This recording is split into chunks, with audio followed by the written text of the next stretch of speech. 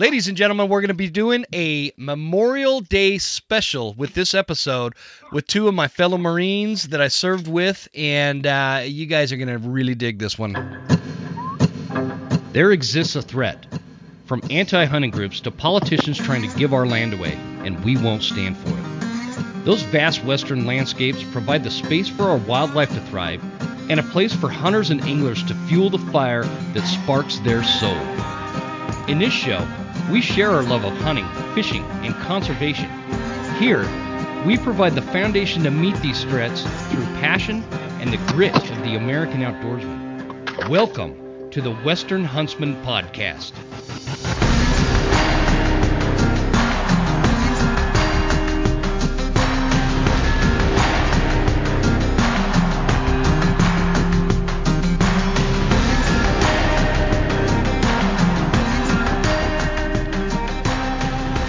Ladies and gentlemen, welcome to this episode of the Western Huntsman Podcast. This is Jim Huntsman, your host, and I'm coming at you from the Broken Time studio right here in Clark Fork, Idaho.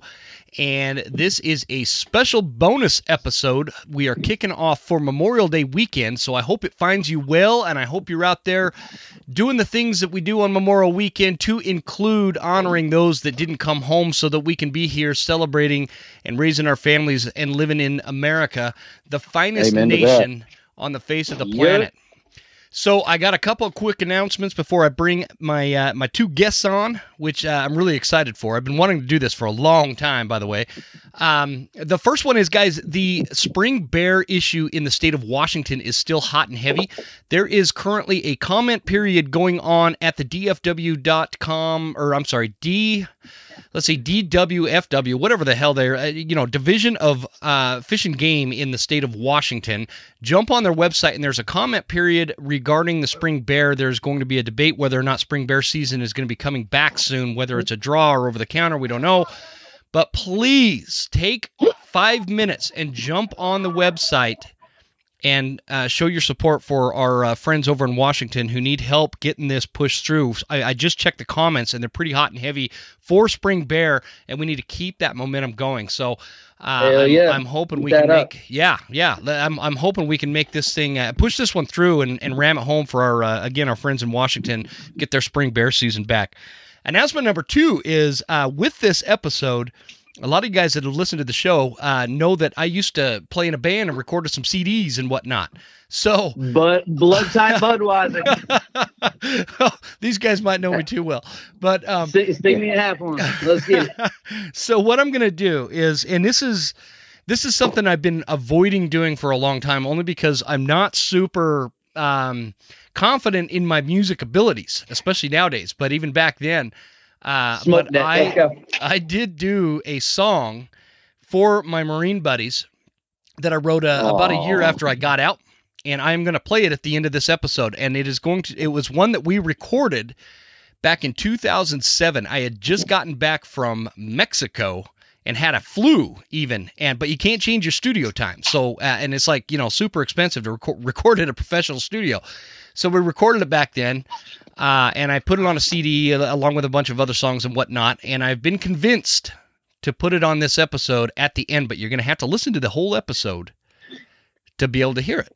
So let me know what you guys think of that. Okay, so this episode, guys, I have two guys that I have the utmost respect for, and I had the pleasure and the honor of serving with them when I was in the Marines. Semper Fi, Dallas. And Jonathon Zabko.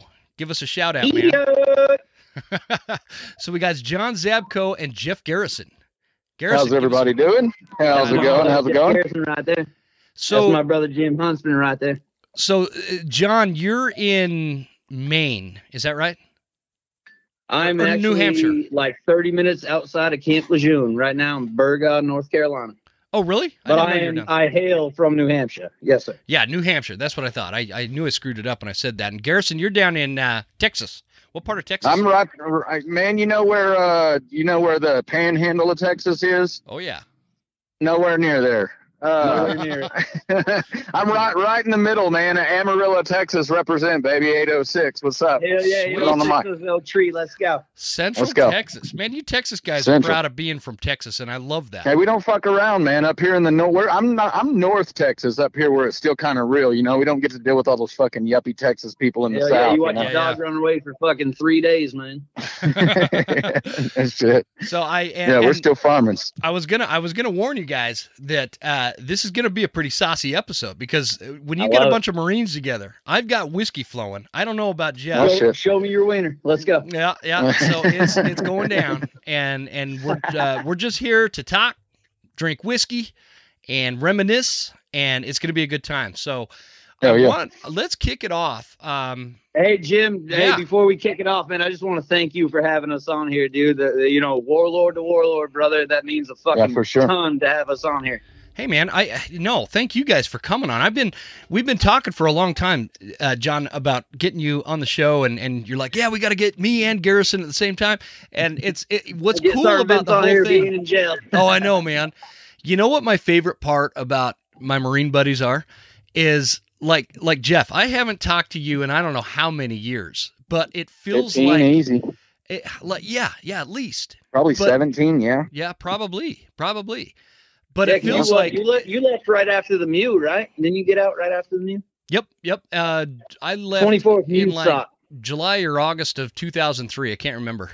That's when I left. So it was shortly after that first little trip to Iraq we did, and the point is Basra, let's get it. I haven't talked to Jeff in that long, almost 2 decades going on, and it's like it's not like that much time has gone by. It's like I know you already. You know what I mean? It's kind of fresh. You know what I'm saying? Like a lot of the things that I think about whenever I think about military service, I have a weird problem, because I was blown up in Iraq, and maybe we'll get into that later and stuff. But I developed a TBI from it, to where both of my deployments, my first one and my second one in Iraq, kind of blend together. A lot of the guys they'll be like, no, I was there for that one. I was like, well, fuck, I thought that was the first deployment. It's just weird, It was fucking weird. But I feel like the first deployment that I was on, really not much happened. All the shit really happened on your guys' second one. I'm pretty sure. Hey, Huntsman, if you don't mind me cutting you off, I'm pretty sure you're the one that busted off that fucking first shot when we were sitting on the side of the road up in Basra, if I remember correctly. Yeah, where Staff Sergeant fucking they grabbed his rifle. Dude. Yeah. He's like, Huntsman, motherfucker. Yeah, because they were shooting the laws at that building. Huntsman's like, fuck it, dude, let's go. Yeah, I don't know what I was shooting at, man, but I was shooting at something. And then everybody did. Yeah, the whole when fucking you're in Iraq, you do not need to control the muzzle, man. You just fucking spray and pray. I remember Stan, he's shooting straight up in the air with that saw, and I'm like, what the hell are you shooting at, man? And so he's like, combat action ribbon. Who gives a fuck? Who cares? Whatever. Yeah, who gives a shit? I wanna kick us off with Jeff. Let's start with you, man, and we'll bring it over to Zabko. Yeah. Okay. You know what? One thing I got to clarify is I'm already noticing. I was gonna try not to do this, but in the Marines, it's a big deal for those of you that have never been in the service or whatever. We know each other well by our last names more so than our first names. So I'm gonna try to stick with John and Jeff, but sometimes if you can call me Garrison, I don't give a fuck. If I say Zabko, that's John. If I say Garrison, that's Jeff. So just try to keep up, folks. But we say Huntsman, that's the fucking guy you're listening to. So pretty much. Big, little time. So Jeff, kick us off with like when you joined the Marines and kind of the journey you took with it. Does that make sense? Yeah, so it's real easy, man. I'm not going to try and keep it too long. I've told it a few times, so it's already a little bit less than ad lib. I got out of the Marine, I got out of I've graduated at Paladura High School in Amarillo, Texas. I didn't know what the fuck I was going to do. A good buddy of mine named Joey Avey, he had already kind of set his sight. He was already went to boot camp. He graduated a year before me, everything, blah, blah, blah. I didn't know what the fuck I was going to do, man. And Joey was getting back from his 3-month boot camp. And so we kind of got back together and we're doing rifle manual shit. We're kind of easing around my neighborhood in the valley and we're shooting out street lights in the middle of the night. And he's sitting here with this BB gun, and he's fucking doing rifle manual, showing me all this cool high-speed shit they learned in boot camp, and fucking ends up shooting himself right in the fucking head, right in the side of the head with his BB gun. With right? a BB gun? With a fucking BB gun, like one of them high-powered rifle fucking BB guns too, you know. So he shoots him. I hear the weapon discharge, and I'm like, fuck it up. I hear the weapon discharge, and I'm like, oh fuck, what the fuck, you know? And he's like, fuck, dude, I just shot myself in the head. So literally, we went back to my fucking dad's house, and he had a high-powered magnet. And this motherfucker drugged this BB out of his fucking skull, in between out of his skin. Are you serious? And then you hear dink, and this fucking BB literally ends up on the magnet. So the very fucking next day, I went to see my recruiter, and I was like, hey, what's going on? I'm going to be an easy one for you. Don't try to sell me shit. I want infantry. Yeah, that's And pretty they were much like, what I did. okay, well, yeah. They're like, yeah, let's slow down, you know, blah, blah, blah. Let's take an ASVAB. I take the ASVAB. They're like, all right, well, you can pretty much do anything but intelligence. I was like, I want to go fucking infantry. They were like, all right, well, you can still do anything you want. You know, they're trying to urge me, come on, you know. And finally, I was like, you know what? I want to see the world. I want to go places. I want to kill people legally. That's really what I wanted to join the Marine Corps to do. And if my fucking buddy of a You rock did a hell of ass a job too, brother. There ain't no lie. and thank you, sir. And if my buddy of if my good friend that I grew up with can shoot himself in the head and then pull a BB gun out, I want to be like that guy. And if he can make it, he's fucking half pint. You know what I'm saying? I'm sure I can. I'm a shoe in. Yeah, So I go to fucking boot camp. They put open contract on my infantry form, and so I go in there. I'm like tow gunner, fucking machine gunner, infantryman, 03. Well, out of 376 of us, I think about 17 of us got chose out of rifle quals and swim quals and everything to do basically ARS, but it was a out of 376 of us, 17 of us got chosen to go to the school to be able to go to ARS. So 8 of us graduated. They sent us to ARS, which is Amphibious Reconnaissance School in Norfolk, Virginia. Yeah. I get there. That's where I meet Zabko. He's already there. He's below you, always right beside you, brother. He's one of the broke dicks that was in before me at ARS, you know, and kind of fell back. Not a hunk. Shit talker still. Shit talker still, I see. So the first thing I do when I get there, you know, I'm a Texas boy. I like to meet and greet. I'm a people person, so I like to make friends and shit. I walk through and Zabko's sitting there in the bay and shit. And I'm like, hey, what's up, Zabko? Since I know he's one of the senior Marines in there that I'm going to be going to the school with. And he goes, you don't fucking know me. And I said, you don't fucking know me, bitch. Like we were about to get it right there. So, so we ended up laughing it off, you know, and that's the first words John and I have ever said to each other. And we still see each other to this day. He always comes down. Man, that ain't no shit, dude. That's so bowling alley, hey. It's the beauty of it too. It is. It's kind of interesting, you know. It's a love-hate relationship. Off the 2-2, bunch of boots.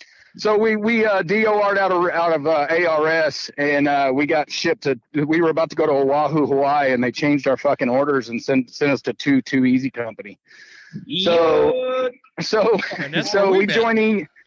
That's would have made me your junior Marine right there out of that first squad. Excuse me, second squad, first platoon Easy Company, 2-2. So yeah, so we walked into that, and I just thought I was fucking King Ding-a-ling with my fucking dick swinging. You know, it was time to get in bull in the ring and show some of these guys what kind of wrestling background and boxing background I had. I think we were King Ding-a-lings, if you remember. I pretty much wreck shop and some of that shit. I know some of you senior Marines, they probably think a little different. No, Jeff.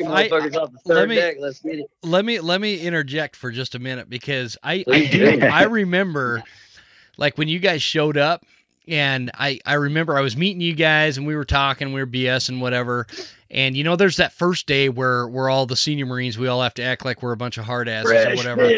You know, all this stuff. And then that kind of went away. And I remember, I don't remember who I was talking to. And I remember telling somebody, I'm like, dude, don't fuck with that Garrison guy, man. He'll fuck you up. And it's not just necessarily something that I carry. Yeah, it's not necessarily something that I carried around with me just thinking that. I mean, you just had that. You just had the look. You just had the look. The way you are, brother. Yep. Yeah, it was that. So So we went on our first deployment and everything like that. You know, I was a married Marine as well. I got to add that, you know, so I got to live off base and shit while all you fucking guys would get to stay on base and shit like that. Jim, were you not a married Marine as well? Yeah, man, we lived in that Midway neighborhood. That's what I thought, as a matter of fact. Kelly lived up in Midway, too. Yeah. And I lived just past y'all, as a matter of fact. Yeah, that's right. Yeah, for sure. So, yeah, that's what I was thinking. But so I spent most of my Marine Corps career as married, you know. I went on a couple tours, or went on that first tour with you guys.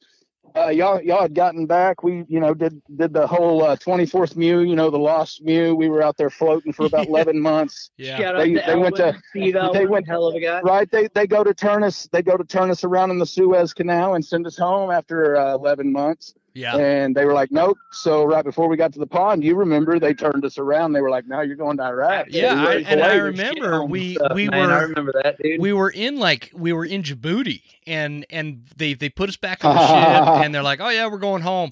And then they like come over and they're like, by the way, no, we're actually turning around. The Marines are going into Kuwait to go into Iraq. And we're like, what the fuck is going on in Iraq? Because we didn't have the news or anything when we're in Djibouti. We're out. Right. Remember that camel you guys had? And I had that puppy Nacho. Jim, I'll send you a picture of that. Jeff wrangled that son of a bitch up with 550 cord. I know. That camel, that was my paws, Yeah, I have like the best. Lopez, dude. Yep. You kidding me? I have like the best picture the ever. Commander at the time, dude, he's all, if I find out who rode on those camels, everybody's getting NJP'd. Oh yeah, that was a court martial. That camel ended up making it into the fucking Marine Times. Yeah, dude, right, it should have. But remember, somebody was just on Facebook talking about that shit. They're all like, who? Oh yeah, it was Doc Rieger. Remember Doc Rieger? Mm-hmm. He's like, who was the guy that had the camel with USA written on that shit? I was like, that was us, motherfucker. Yeah, that is some funny shit. I have like right around Christmas time, dude. We built. It was. It was Christmas. Snowman out of rocks, dude. It was Christmas 2002. It was Christmas 2002. Yes, sir. Me and Swagger. Jim, I got a picture of you, dude, with a Heineken hat on. I was just telling my uncle about that shit. Dude, don't share that. If I got a Heineken hat on, I don't want anybody to see that. Dude, you had it on backwards. I swear to God, dude, I'll send that shit to you right after this podcast. I got the best picture of me and Swagger with that camel, man. The camel looks like it's damn smiling. I'm telling you. Yep. That shit was hilarious, man. We had quite that. Go ahead. What? Swagger come up on our paws. You know, we were out a little over a click. The camel away. We're like, fuck no, dude, that's our camel. We were out a little over a click, man. So we were kind of out there all by our lonesome, you know, one squad, one team. UAV or whatever the fuck it is. Yeah. So UAV, right? UAV, whatever they are, the little spy planes for the CIA. But so fucking Swagger walks up on our paws and shit. He just doubled over. He just doubled over. He was like, dude, I was about to walk up on your paws and tell you that I fucking almost pet a camel. You got one tied up at your fucking paws. Like, what the fuck is going on here? Yeah, man, it was hilarious. That entire deployment, dude, was like it was. There was a lot of wildlife involved. I remember I rode that cow in Kosovo. Everybody thought it was a bull, but Kosovo was crazy. And Doc Yao, those little kids bringing us bread and kilo. Yeah, and Doc Yao. Remember Doc Yao? Doc, man. He drew this picture of me up on this cow on the back of an MRE box, and I still have it to this day. And Pacheco, dude, I got a picture of all of us with those kids. Like one of them's holding like a fucking 203 and everything, bro. You're in the background. Garrison, Gardner, Lester, Pacheco, Vince, and those two little kids. Dude, they used to bring us bread and shit, and like in the morning, bread and beer. While you guys went to Kosovo. Remember, I was combat cargo, so I was attached to the Navy. Yep. So I didn't have to get off of the fucking boat for cold weather training. I got to go with the Navy to Seychelles, Malta, Koper. We went to a bunch of fucking Libo ports and just went drinking, man. It was kind of cool, actually. That is But cool. Anyway, so y'all get back on. We do the whole Iraq thing. We do the, the push for Baghdad. We house up in Al-Mahmoudiya, Iraq, in a chicken factory, correct? Right? This is wait. Let's slow it down just a little bit, man. This is your second time. Let's absolutely second time. Okay, go ahead. So this was the first deployment, correct? No, no, I don't know where that you was were. The push to Baghdad, Nasiriyah, Al Basra. That's where Jimmy was with us, bro. Right, the chicken right. That's what I'm factory thinking. was our second one. Yeah. Okay. See, that's where I'm mixed up. That's what I was gonna say, because I don't remember a chicken factory. I don't remember. Yeah. See, the first one, all I really remember was go up here, dig a hole, lay in it. Yeah. Cover it up, go up, bound up, dig a hole, lay in it. One crazy story I got about the first one. One crazy story I got about the first one is we did run out of fucking water for almost 2 days straight. Yeah, man. You remember and it was like 135-degree heat. Remember, they sent the fuel truck instead of the fucking water truck. Yeah, blame that on that fucking Gunny Bradshaw. We had at the time. What the fuck was his name? Was that Gunny King? Gunny King, yeah, fat. Yeah. I don't remember. I just remember. I remember opening up those IV bags, because remember they issued us IV bags to carry in case we got shot. Drink our butt packs, yeah. And we put the like lemonade powder from the MREs in them. Yeah. And they tasted like the ocean. Man, I'll send it to you. That's hilarious. Yeah, I remember that. Oh, yeah. So that's a funny story about that whole thing. Well, we ended up doing that whole deployment. Come back. We came back stateside. I remember y'all got out.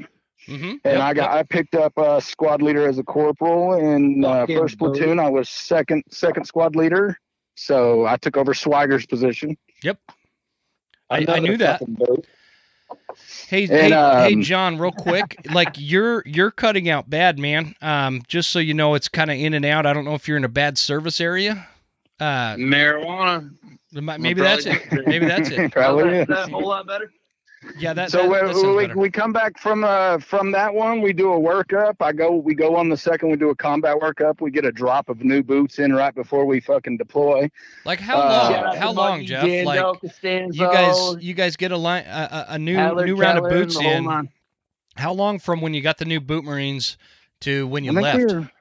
We weren't very long. We were doing less than 2 months. Yeah, 2 months. We did like a workup right before all of that, just with a bunch of senior Marines and kind of some drops that we got in. Wow. But our actual boots, we were doing in-field training. We didn't really get to do much training prior to. Shout out to Muggy. He was the only one that ever beat me in bowl in the ring. Man, why? Fuck Muggy. John, are like, it's, I don't know if it's just on my end. Cutting out real bad. It's real bad. Shit. Well, let me move real quick. There you go. Now it's good, dude. I just don't want people to miss it. All right. Well, I'm standing on one hand right now. There you go. So we do that. Then we stay at the chicken factory, and we just ran a lot. We ran a lot of fobs, man. We Can you guys hear me now? Is that a whole lot better or what? Yeah, that's better, pretty man. Good. That's better. All right. I ain't gonna fucking touch the phone. Our AO, was Al Anbar, Providence, about 12 miles south of Baghdad, but we handled all the way up to Fallujah. We did a lot of mounted patrols. Tampa, all the way to Camp Fallujah. Yeah, Tampa, Jackson, every bit of it. Yeah, but can I basically ask you all we about did that? was. So when you were there on that second round, was I had a buddy, and I totally lost touch with him. We all called him Slick, but his last name was Marshall, and he was a machine gunner. Yeah, we know Marshall. Marshall from Weapons. Not to be confused with Wetback Marshall. Yeah, no, it's machine gunner. Marshall. And so I gotta. Marshall. Do not get it fucked up. I gotta know. Like, are you guys still in touch with him? He's still fucking blow up sheep, so don't you worry about that. No, that wasn't him. That was the South Carolina dude. You goddamn right, man. I haven't been in touch with him, but surely he's still around. He got to be. Okay, I'll track him down. Anyway, sorry, Garrison. Go ahead. Wetback Marshall. Hey, and so wait, before we get canceled, just so you know, listeners out there, that is the acceptable language. Term of endearment. Yes, it is a term of endearment. It is a term of endearment in the Marines. Like, we don't give a fuck what color somebody is, so don't send me nasty emails. That's not racist, just the way it goes. Yep, exactly. Okay, carry on. We all love green, brothers. Carry on, Jeff. So basically, we fucking ran a lot of mounted patrols. I was known as IED squad. We found just about every damn one of them. Every single fucking one of them. Most of them we found the easy way by being blown up. And then some of them we found the hard way by having to sit out there and wait on an EOD to come and blow them in place. But we found a lot of IEDs, a lot of roadside bombs, man. Just got the coolest thing about my deployment on the second part was a lot of set down time with the locals. There was a you could tell when my squad was, and like I said, I'm not tooting the fucking horn, but I treat everybody like that. I think that they should be treated. I wasn't out there putting fucking Iraqis on their face just because. Yep. I wasn't out there shooting. I wasn't out there just shooting fucking people. You know what I'm saying? I had a job to do. I looked at it as a police officer, would probably look at his job, and then I'd be out there and kind of conducting myself as such. So we didn't really get shot at a bunch. No, not a lot of ambushes. Nobody really fucked with us on that. Right, no gunfights really too much. Like Zayden was a little intense. That was more firefighting than anything. So let me ask you guys this. Can I ask you this? Because I've always been super curious about this. Like when I went, the first time we all went, it was like this. What you think? I don't mean to sound like Full Metal Jacket, but it was like what you think a war would be, right? It was more conventional. We didn't have IEDs and ambushes and shit like that. Right. Well, yeah, when you guys went this next time. Jimmy, when you were there, dude, like when you went through with us, we had an enemy.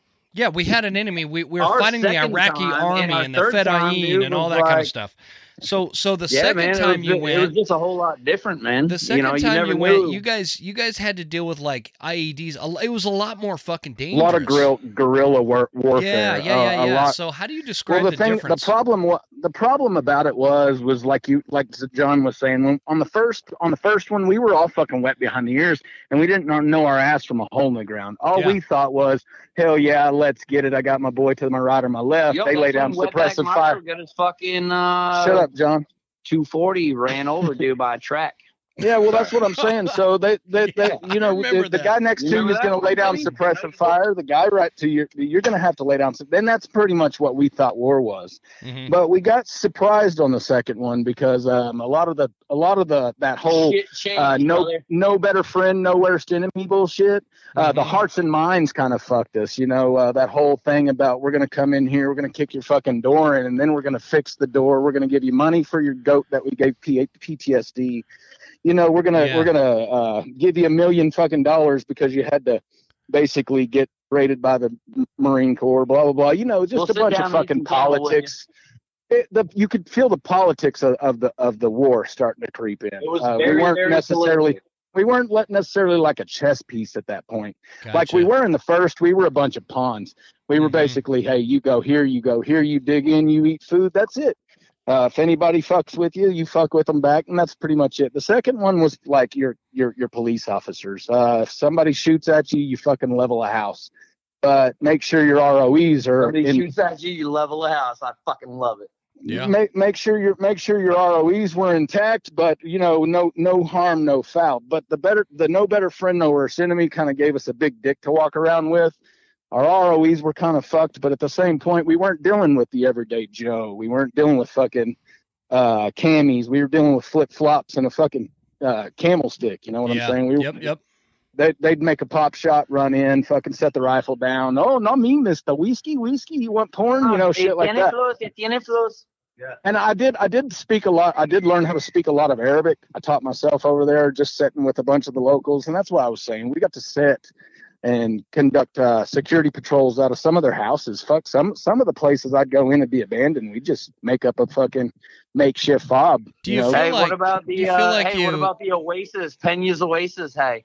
Yeah, we found that, bro. God, how the hell is Pena, man? Dude. I haven't heard from Pena in I don't know how long. I freaking love that living dude. He's doing really good, but he's all sobered up and everything, man. Hell of a guy. Yeah. I freaking love Shout Pena, out man. to go for fucking Pena. No doubt. He's in Cali. They came to the wedding, as a matter of fact. Oh, did he? That's awesome. Yeah, he showed up at the wedding. I got to go to his house in L.A. When we were still in. Yeah, right after September 11th. Oh no shit. Yeah, me and him like shared a ride or some shit back to L.A. because I was going to the airport and he was going to go home on leave. It was right like literally 2, 3, 4 days maybe at the tops, after 9/11. And they weren't letting anybody fly, all that. So I had to stay in this hotel for a couple days or whatever. But I got to go meet his family and stuff. And I miss that little bastard, I remember y'all telling me about that, as a matter of fact. Me and Pena were really, really close. We still are, as a matter of fact. He just does his own thing. It's understandable. As far, as well as any of us just move on. But so that was pretty much it, man. We just conducted a lot of patrols. Well, I had a 5 urgent surgical explosion one day. More vehicle-borne patrols than walking. Yeah. More of that. But it was an easier way to cover a lot more ground. But we fucking shit ton. We went to Camp Fallujah. We were inside of a forward operating base. It was Uday Hussein's sex palace that they bombed back in the 90s. No shit. You got to that one. I read about that one. I never got to see that. Vicious though. Huh? Yeah, so we got to actually take control of that, and we just built it up. Hell, I stayed in a tiled bathroom for 2.5 months, climbing in and out of a window. We called that ain't no shit, dude. I got pictures of all you, me, Cortez, Stankowski, and all that shit. I'm wearing zero. We called the place Camp Incoming because that's what you heard. Like we were in a little bitty ass facility, but the whole company was right there in that little bitty ass right facility. Down the street. We had that hasty fob where Gunny Bomb got fucking pink mist. Yeah. Right after that. So we ran a lot of patrols out of that, and then set it on fire and on to the next. We went into Fallujah. So we were going in for the Battle of Fallujah to take over Fallujah for the second time. Yep. Second time. So we were, basically what our job there was, we were on the south end cordon. I think we had 82nd Airborne off to our right hand side, off to our east. And it's a crazy story about that if I get to it later on. But dude, get it now. There's like no better time than now. So the funny thing about it is, on that was we were on this cordon one night and we got sent up into the. If it gets too tough, just shut it down. You know what I'm saying? Mm-hmm. If we went up and we got ordered to go up into Fallujah every day. That's where our patrol went up. So as soon as you round this bend, it was wartime. It was firefight time. And so we got to basically handle our shit. We knew what war was at that point. So we return mortars, call in for fire, call birds. So Fallujah, the whole 9 yards. Yeah, when you get to Fallujah, that kind of reverts back to what you thought more conventional wars versus cruising around, patrolling through vehicles, worried about IEDs, getting ambushed kind of thing. Is that, am I on base? Yeah, this was no holes. It was more like kicking down doors and taking care of business, man. And then what this was is they handed out a bunch of flyers. They dropped leaflets onto Fallujah saying that they were giving them 48 hours for all of the women and children of non-fighting age to get out of the town. So 82nd Airborne pretty much covered that. Well, anybody of fighting age, they got to send back into the fucking town and said, hey, give them 3 days. Go tell them 3 days the fucking Marines are coming. And these 82nd Airborne would fucking tell these guys the Marines are coming. And so it was funny because I sell meat for a living now. Along with a couple of other things. I know, dude. One of my biggest jobs I see your post, man. If I was closer, I'd be buying that shit every day. And we can make that happen. It don't matter the distance. I'd be stealing your van every day. So I sell meat, right? So I'm out in New Mexico, just bumfuck Egypt, New Mexico, and I roll up on this Mexican dude, and his mom comes out and buys some meat from me, and we got to talking. He was in the Army. I was like, hey, who are you with? He's like, 82nd Airborne. He's like, man, let me tell you a crazy story. One night we were on this cordon on Fallujah, right? No bullshit. And we're out there in the middle of the night, and all of a sudden it sounded like all hell fucking broke loose on Fallujah. And that's because it fucking did, brother. So I got a mission one night during Ramadan or whatever the fuck it's called, while they were praying. We got a mission to actually go up on top of this berm that overlooks Fallujah and fire on all the strong points in the town. But it was like a no holds barred, send them every round we got kind of thing, and it was nasty. It was nasty. That's what he remembered. Dude, one of the cat teams, they fucking sent that shit like it was going out of style, dude. Like as soon as they got word to fucking send rounds down range, like, yep, It was like so we dumped a whole squad full of ammunition in about 30 seconds. On the Fallujah. It was great. So after that, dude, there weren't even like crickets. We couldn't hear. Like we killed fucking everything. Like this is why I always think about when you guys, I think about you guys.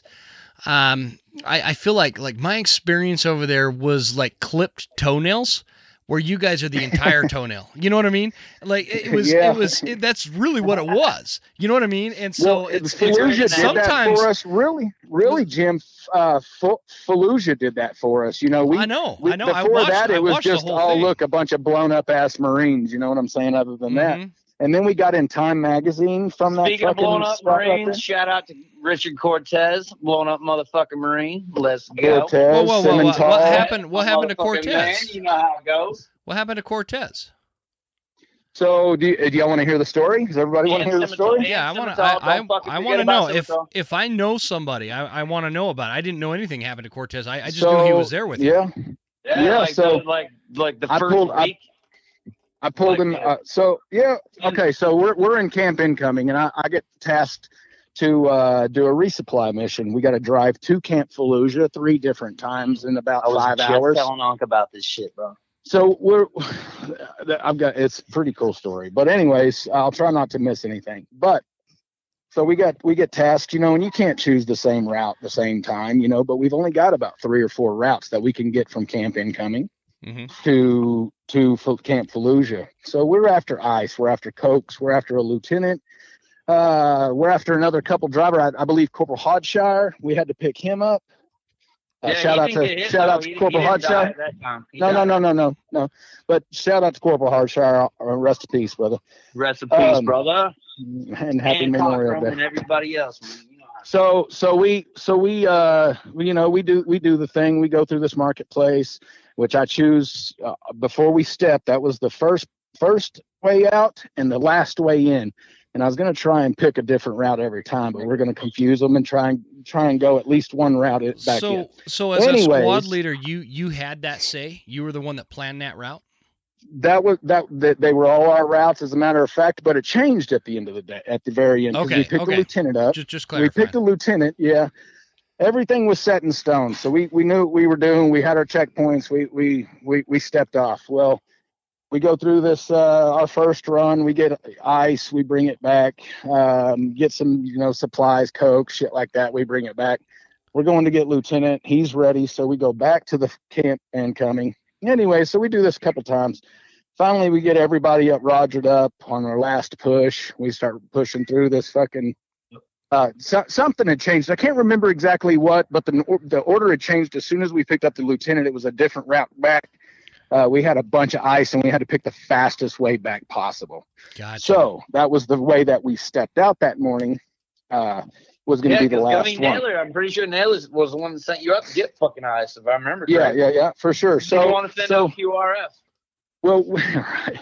So we started back, and we're headed through this marketplace. We're pushing about 60 meters dispersion in between Humvees, and we're hauling ass. We're fucking flooring it regardless.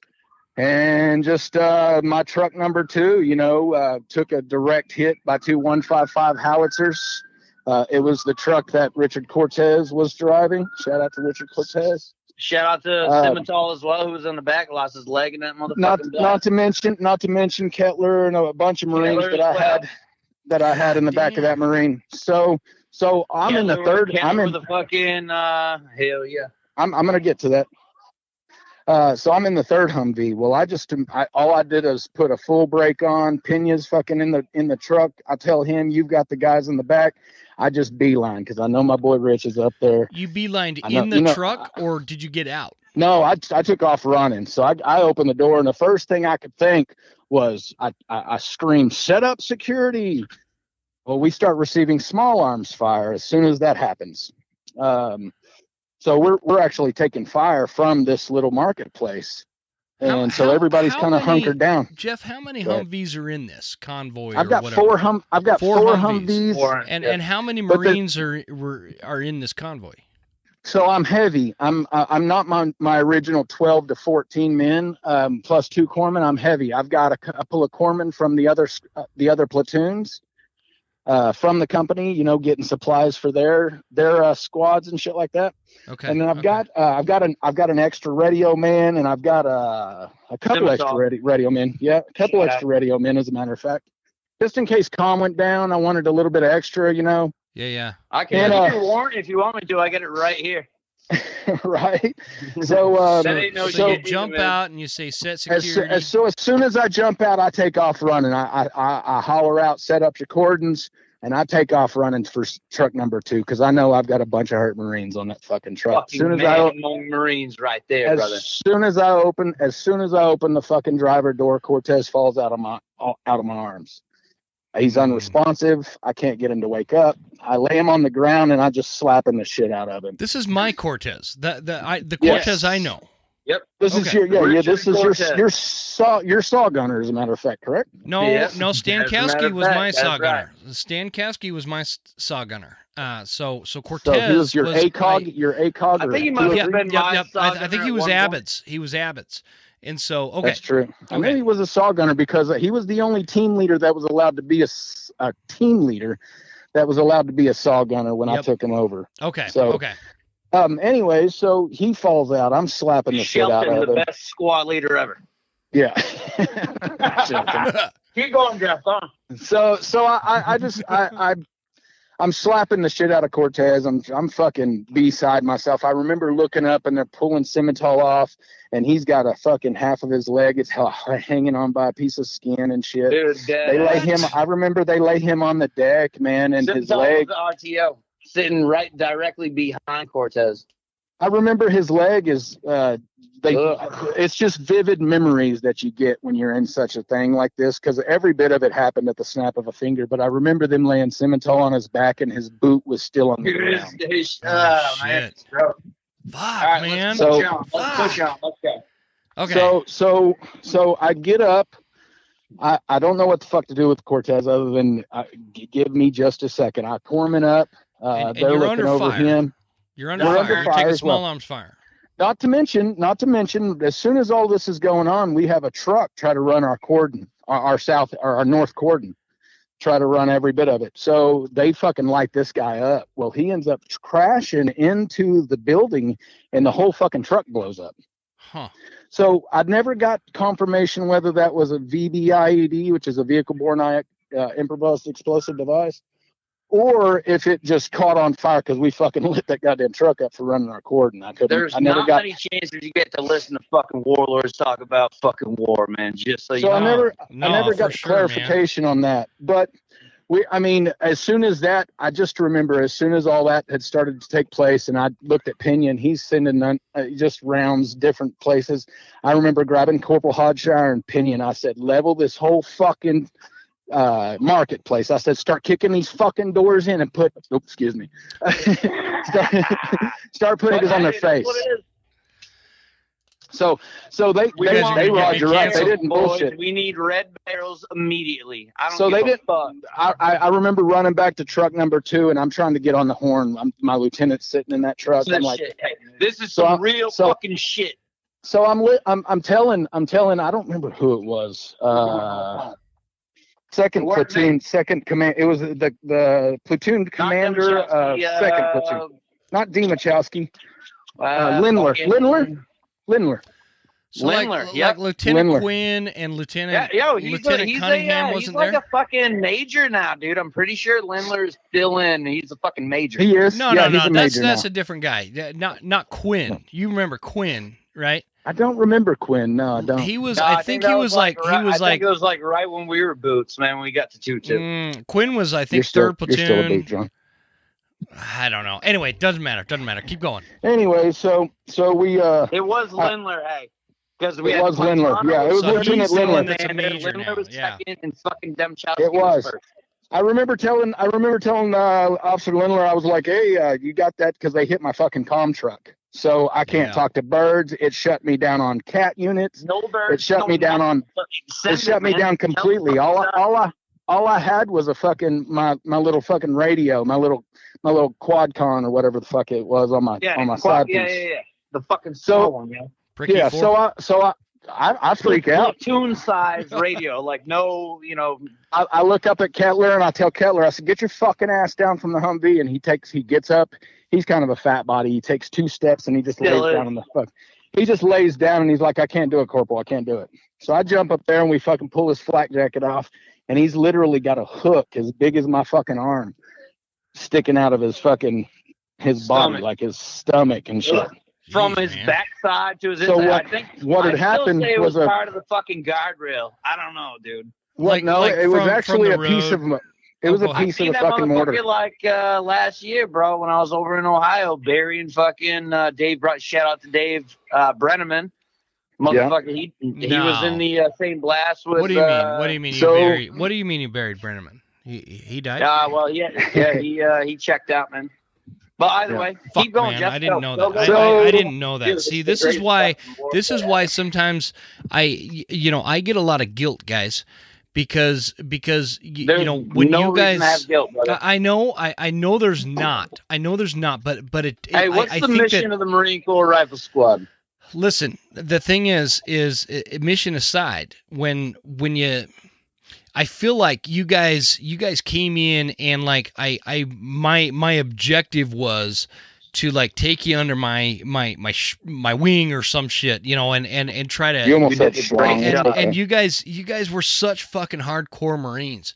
And like, thanks, man. I'll never forget. I blame our training on you, man. No joke. No. I deserve no credit. Squad, dude. Like I deserve no credit. Like guys like Pacheco and Swagger, they're like those dudes deserve credit. I don't. I was a shit Marine, and so but I do sometimes. Of Marine, brother. Come on. I just remember I feel a lot of guilt. Like I didn't know Brenneman died. I didn't know that. Like that kind of stuff, it eats at me. And I'm trying not to make this like an emotional episode. You get emotional if you want to, man. But I do, man. I struggle with a lot of this stuff because it's so personal, and people that weren't there that will never understand the magnitude of how personal this stuff is. And it bothers me. I'm proud. I'll tell you what right now, brother. I'm fucking proud of you guys. To serve with you in the fucking war zone, brother. I am proud. And you did what you did when you were in that motherfucking Here's the thing, man. I'm not trying to sound like I'm just drinking a bunch of whiskey and talking shit. It's like I am like legitimately proud that you guys are my heroes. Does that make sense? Like you guys are my heroes. Jim, I'll take that. I'll take that and say thank you. A list of fucking heroes thank you, Jeff. I'll take that. I'll say thank you, and I'll fucking move along because that's what my therapist tells me to do. All right, let's move along. Yeah. I remember you as a fucking stand-up Marine, Jim. I really do. You were somebody I looked up to. You really were. I didn't have to worry about you doing the fucking right thing whenever nobody was looking. You really were somebody. And I hate to sound like a fucking like my shit don't stink. I know it does, but Jim, you were the Marine that I kind of emulated. Like you, Swigert. Oh, man, I don't know about that. Not so much Pacheco. I liked Pacheco. He just was real stuck up for me, and I just thought that he was just had his nose in the air at me all the time. Here's the thing. I'm gonna defend Pacheco. He had that. Too, it was a personality thing where he's just a little standoffish, but once you get to know him, Pacheco he assaulted the Earth people, and so I'm just defending him, but I totally understand that because I felt the same way at first, but he's not like that. And again, I'm not trying to. Well, I guess with the way my mentality works, Jim, is I try to give everybody the shoe off my back, but if they don't take it, then I'll fucking watch them bleed while they walk on fucking glass. You know what I'm saying? I hear you, brother. I hear you, brother. I hear you. So that's just kind of the way I was raised. The rifle squad is to locate, close with, and destroy the enemy by fire maneuver, and repel the enemy's assault by fire in close combat. How about that? Congratulations, you passed. So back to the story real fast.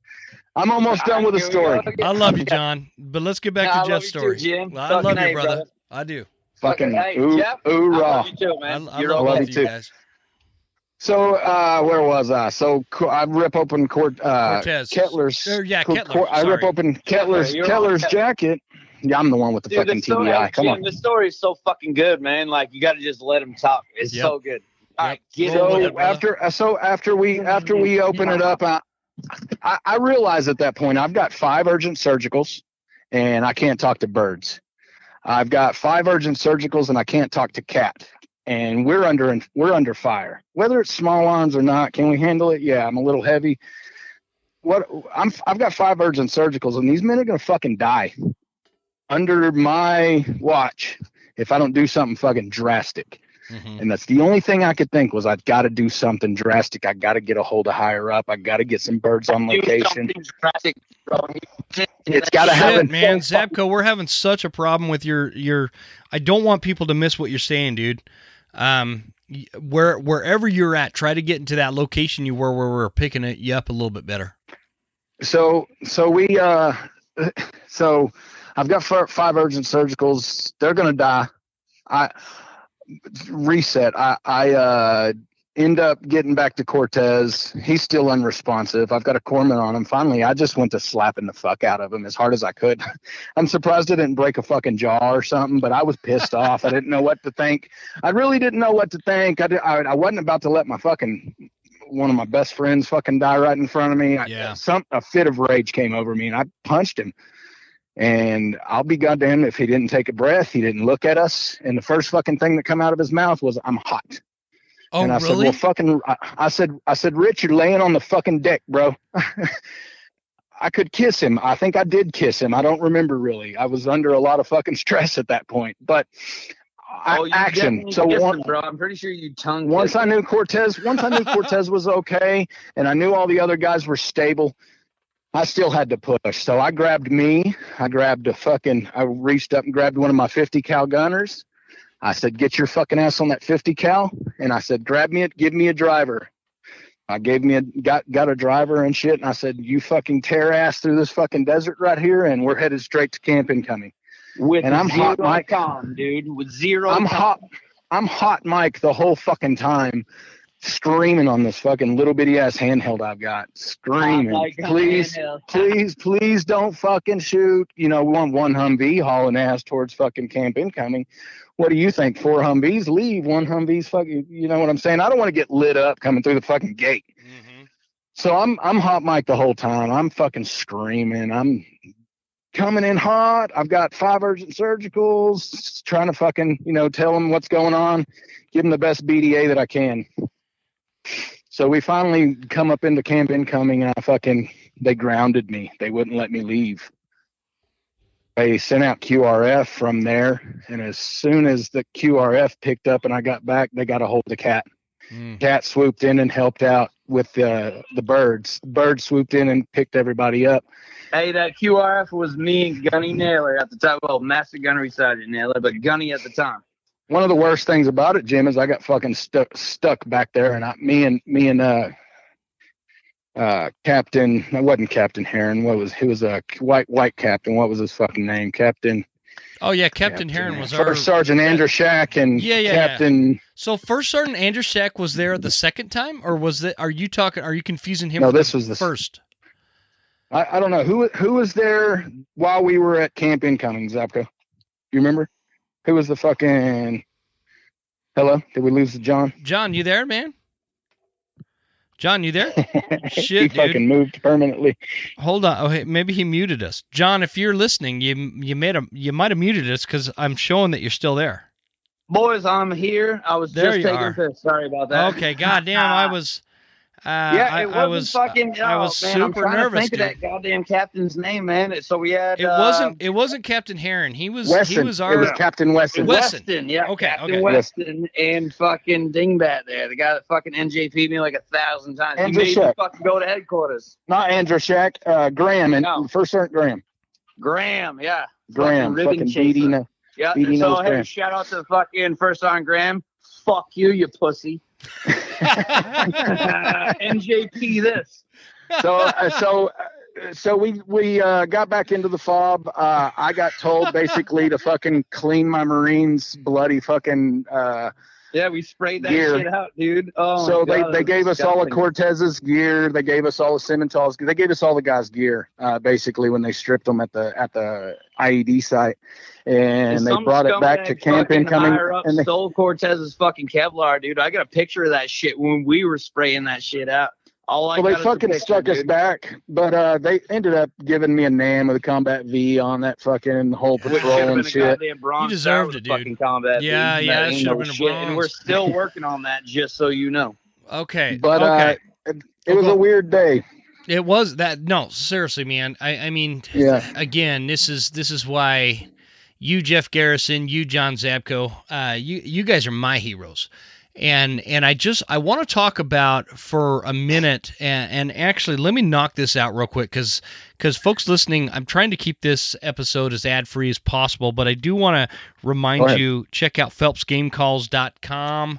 And Phelps any game calls, Phelps game calls, brother, like that. You guys know, listening. Yeah. That is my go-to. Phelps game calls is my go-to call for send your boys anything. Down here. We'll do some duck hunting down in North Carolina. Let's go. Yeah. So, and you use promo code Huntsman10 for 10% off at Phelps game calls. Check out Scree Gear. Use promo code The Western Huntsman for 15% off.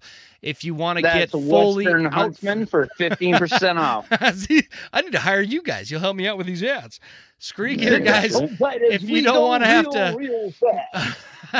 But wait, there's more. But wait, there's more. If you don't want to take out a second mortgage for camo, check out Scree Gear, ScreeGear.com. Way to fuck that one up. I fucked it up. Those Scree Gear, they're going to call me, man. They're going to be like, dude, I heard that ad you gave me, and it wasn't very good. Hoffman boots. Hoffman boots, guys. I've been sporting Hoffman boots for over a decade, and I love Hoffman boots. Use promo code Huntsman10, all caps lock, for your hunting boots needs. And last but not least, guys, we are closing the gap to September. Elk season is going to be here before you know it. Check out the Elk Collective to get all of your virtual elk hunting training in one place. Use promo code The Western Huntsman for $20 off the course. Okay, let's get back to it. So I love it. Jeff, I really appreciate the information. Like and the storytelling and the stuff. I'm actually glad I kind of took that little commercial break there, because I do, man. I get emotional about this stuff, and I wish that we were closer geographically. We are. Oh, I got you. One of your sponsors fly us out, dude. Let's shoot some fucking shotguns. So what I'm thinking, guys, is I have some friends that do a veteran bear hunting program, and I'd love to get you guys on that, and I think you deserve it. And, hey Jim, do you mind if I give a shout out to any veterans that are listening? Hey, if you're in trouble and you feel like you need a place to go, Patrol Base Abatay, pbabatay.org. Please check that shit out. If you guys are hurting at all, if you need anything at all, please check out PB Abatay. And I'll have Jimmy, drop a yeah, man. If you can you Patrol Base Abatay, dude, like. Anybody that needs a place to go and, be surrounded by veterans doing good veteran shit, please check out I'm looking that up right now. Hold on. John, say that again. The name of it. It is PB, Patrol Base? Yep. No, it's just PB Abatay, ABATE. .org. .org. Hold on. I fucked it up. I'm just going to put it in here because, guys, I want to put that in the show notes. We do have a big listener base of veterans. But it's like, hey, so it's a bunch of Marines, a bunch of Army all combat guys, and it's a place to reset your mind. If you need to go there, all you need to do is just pay your own fare to get there. And dude, it's like in the woods. You get to go fishing. You get to, like a bunch of conservation shit. Hold on, John. I need you. This is not pulling anything up. So PV, or what does PV stand for? Papa Bear. Patrol Base. Patrol Base. Patrol. Yep. PV Abatay. ABATA. Hold on. E. There's two B's. That's why. That's why. Okay, it's PB. Well, now you know. ABBAT.org. Guys, I'm going to put that in the show notes. So any of our veterans out there, This is an important weekend, guys, and this is why I wanted to have these guys on, because you know why I wanted to have Jeff and Jon on? For those of you listening, you could tell there's nothing politically correct here. These are fucking real warriors that did real shit. They are authentic warlords. Yes, 2nd Battalion, 2nd Marines. Shout out Semper freaking Fi. I love you guys. Right? So I'm just I love it, and I wanted to get these guys on because I know that they're authentic. They've been there, they've done that, and these guys are the heroes that a lot of people talk about but never meet in their life. And so Jon and Jeff, these are real world heroes. And these are guys. We're not heroes, man. No. You did the same fucking thing, man. I didn't know. I went once. You got Jon. How many times have you been in a forward combat action area? 3 times, man. 3 times. Jeff, how many times have you been in a forward combat action area? 3. 3. So you guys think about that. So I only went once, and it was peanuts compared to what these guys did. I went once. You were a fucking big job back then too, though, Jim. If we wouldn't have been there. I'm not trying to discount it because of my fellow Marines that were just there with me, and then they got out after me. You know, you were in on Nazaria. You were in on Nazaria right after that fucking. In Basra, come on, man. You were in Basra. And I'm not trying to discount any of that, but please don't call us heroes, dude, because we ain't fucking nothing. Hey, give it up to our goddamn boots. Our fucking boots, when they went back for their 2nd, which would have been our 4th if we went. Those boys lost a lot of fucking gentlemen. Benny Cockrum, he died on my birthday. Lieutenant Cathay died on my birthday, October 21st, 2005. Man, there's a bunch of them, man. And I want to talk about. Do you guys know the details around Belchek? Yeah. Can we talk about that for a minute? I'm not going to be able to tell that story. So, Jon, if you want to try, man, you're more than welcome. So much, not so much the full-on story, just about it. Because I want to start this way, Jon. I want you to tell this as much as you're willing to talk about it, because I have a hard time with it as well. It's just what Memorial Day means to me. A lot of people. Me too. Me too. You're exactly right. A lot of people say that we're heroes and shit, man. The real fucking heroes are the people that don't get the people that don't get to hold the people that don't get to hold their wife or their kids, man, anymore. Exactly. The people that don't get to have a cookout this weekend. They're the ones that are not at the lake. They're the ones that didn't make it back. And I want to say, those are the ones that paid that ultimate price. From my personal experience, with Belchek, he was just such a straightforward, authentic individual. Stand the fuck up. Yeah. You know where he stood, right? He was a quiet guy, and you know where he stood. He didn't tolerate any bullshit. But he also wasn't an asshole. Does that make sense? That's all I knew of the guy. And Chris was a no bullshit, good fucking friend to have, man. Mm-hmm. I mean, that's there's no other way to fucking put it down. I want to talk about. I remember him on our 24th MUSOC, and he'd walk around from his berthing area to ours. He'd always ask me. He'd be like, "Zabko, you want to play chess?" I was like, "Dude, I'll play checkers." He's like, "Checkers? Who the fuck plays checkers?" He'd walk around with his chessboard, bro. Always trying to play something. Can we just touch on, without getting too in detail, the details of how he died in combat? Yeah, he got his fucking head blown off, bro. So, Jon, was that you, Jon? Sometimes I have a hard time deciphering between you two. Yeah, man, it wasn't me. I just actually I don't know if I even want to go there. I think that the key is that I want to highlight there's certain people, whether we know him personally, like I knew Staff Sergeant Hatfield. Actually, he was a gunny when he was killed. Hell yeah, Gunny Hatfield. I remember him. Gunny Hatfield and like Gunny. What about I'm super Click. curious. You remember Click? Mm-hmm. Yeah. Oh yeah. Yep. Hell yeah, that motherfucker, I'm pretty sure he just EAS'd after like 45 years in the fucking Marine Corps. Oh my God. But back to Hatfield, I want to talk about him and honor him for just a minute, only because Hatfield is, you could talk about how boot camp makes you a Marine or school of infantry makes you a Marine, because for those of you that have never been there, what you do when you join the Marines, specifically the infantry, you go to 3 months of boot camp, which is hell on wheels, and it's not even, you think it's so hard when you're there, but then you get out of boot camp and it's like nothing compared to school of infantry, right? And then you get through School of Infantry, and it's nothing compared to the training that you get to when you get to the fleet. And then you get to the fleet. Yeah, when you get to the fleet, that's when real training starts. That's when the real shit happens. And the fleet is where you're stationed for the duration of your enlistment. And Staff Sergeant Hatfield, I need to quit saying that. When I got to the fleet, he was a staff sergeant, and he was my platoon sergeant. And he was yes, he was. And because then you go over to had my back, man. Golf company gunnery sergeant, something like that. So that's interesting because I actually don't know that. What happened was when I got to the fleet, he was my platoon sergeant, and he had my back, man. Even though he didn't really like me, because I don't know if you guys remember this, but I had a slight authority problem. And I always have.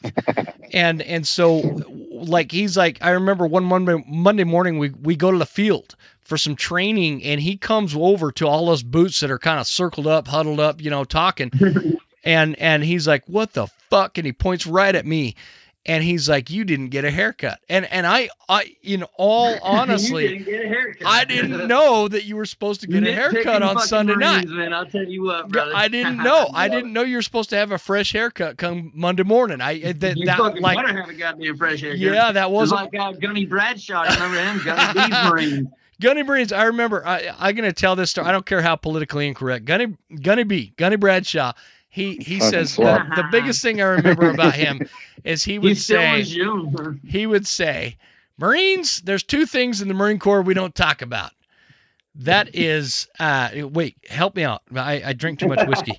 That is being gay and committing suicide. So if you're gay, go kill yourself. And I remember him saying that, and I remember laughing my ass off about it. Can you imagine? I lost my Gunny.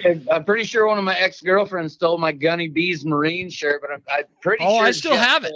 I still have it, dude. You still got yours, don't you? I still have it. I still got mine, and I just got my hoodie from Cottom. Yeah, man. Oh, yeah. I got my 2-2 hoodie. Those ones, hell yeah. And so, anyway, back to Hatfield. Jimmy Fernandez, dude. I went on to Camp Lejeune, I don't know, about a month ago, dude. Oh, man, I forgot about that, John. It up with him. I was supposed to buy. I want to buy one of those hats, man. I want to buy one of those hats you were talking about. Yeah, hell yeah. Yeah. Anyway, we'll talk about that later. But I just wanted to cover real quick, like Staff Sergeant Hatfield at the time. He was a staff sergeant. He was my platoon commander, and he reamed me for not getting a haircut on Monday morning. But at the same time, and I'm curious about this too, because Hatfield was either from West Virginia or Kentucky. I can't remember. So I'm curious if he's like related to the Hatfield and McCoy clan, the famous American. Yeah, like he was. And I remember I went out. To think so. Yeah, I would. He was, I think he was. He was from West Virginia, and he had that southern He wasn't related from Appalachian. The Zabko clan from West Virginia. But he had that Appalachian, personality. And I went out and I bought this 1999 Ford Ranger out on this dealership fucking Ranger. Yeah, and I fucked that thing up. But I had that thing. I went out and bought it, and Staff Sergeant Hatfield was pissed, man. He's like, "You're not going to be able to afford this." And we talked back and forth. He reamed me for buying this truck without getting permission. And I didn't know I needed permission, but I'm the type of guy, I got to be on the road, man. I got to know what's going on. I got to get out there. I got to hunt. I got to check shit out. But he reamed me for that, and he explained why it was a bad thing, and it made sense to me. Where most people that lectured me, warlords out there, dude. 22 CP has moved from fucking HB 205 to Wallace Creek, right off of Endurance Road, man. So if you're on fucking Lejeune, get your ass over there and go fucking see the Marines. Are you serious? They're on Endurance Road? I don't know about anything about that. Yep, Endurance Road, Wallace Creek, man. They moved everything. Huh. Anyway, yeah, and so I just I don't know the full circumstances around Hatfield's death. what do you guys, this is actually a question for you guys, because again, you guys are the ones that, dudes like me look up to, even though, like you guys were my boots, right?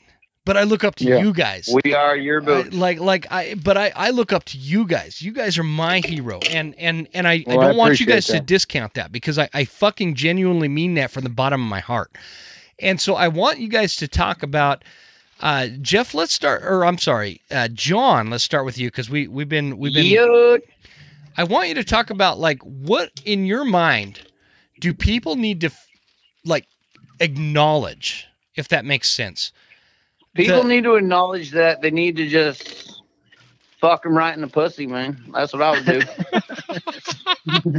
Okay, non-marine lingo. You said anything goes, bro. I don't know, man. Just especially with this Memorial Day coming around. I'm all trying to be serious. Dude, it ain't about your wait. Never even got to finish the fucking question. Shane, hold on just a minute. God damn. So here's the funny thing. When I first met Zabko, Jonathan Zabko, he had you don't meet motherfuckers like me usually, bro. I don't remember if it was like a Honda or a Toyota or something like that.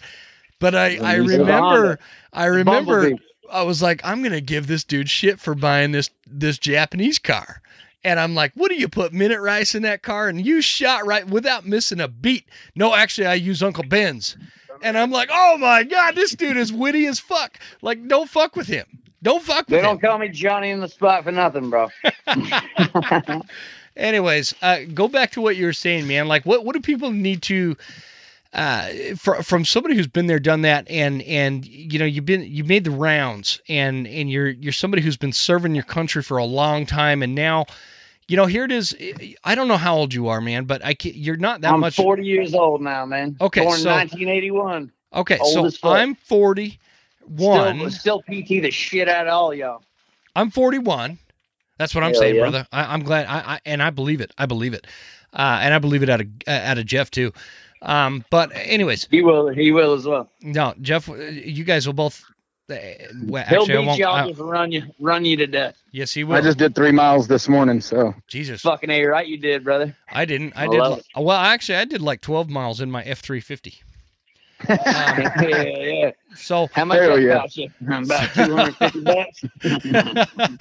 So, John, I want you to kind of describe, with somebody with your experience. Here we are. We're all finding ourselves in our 40s now. And this is like this weird time where things are transitioning from we're these young, diehard Marines that are all about, actually, I'm not even going to say that part, to where we find ourselves now, and what you feel like people maybe don't understand about the sacrifices that are made. Does that make sense how I'm asking that? Yeah, man. Yeah, I totally understand that, brother. And, like I was about to say before I rudely interrupted myself, the gentleman, especially, like the one that, Cochran and Gunny Bomb and Kelly and all those guys, dude, they're always on my fucking mind, dude. I have them tattooed down my fucking side, all 22 of them. But, the one that comes up in my mind is Benny Cochran the third. And can you tell us about that? Yeah, man. So, just, real quick, Benny was, just a war fighting son of a bitch. Rest his fucking soul. But we were doing an ammo resupply back to where, Jeff was talking about, where the Euphrates, like right outside of fucking Fallujah, where the Euphrates and the Tigris kind of meet. And, we had this little fucking spot out there. And Benny, like, the kid's bleeding out of his fucking ears. Me and him are just bouncing around the back of a Humvee with a bunch of ammunition. He goes, everybody's getting fucking shot and killed. And he goes, when the fuck is it going to be my turn? I was like, Benny, don't worry about it, bro. It's so fucking weird, too, because of, like, this motherfucker's got blood, like, because he's been concussed 1,000 fucking times over by just incoming. You know what I mean? Like, when that shit hits, bro, like, even if it don't hit near you, it hits your fucking head. And this motherfucker's like straight up, dude. He's got like dried blood coming out of his ears. Like, when the fuck is it gonna be my turn? I said, Benny, don't you fucking worry about it, Bubba. You get yours when you need it, man.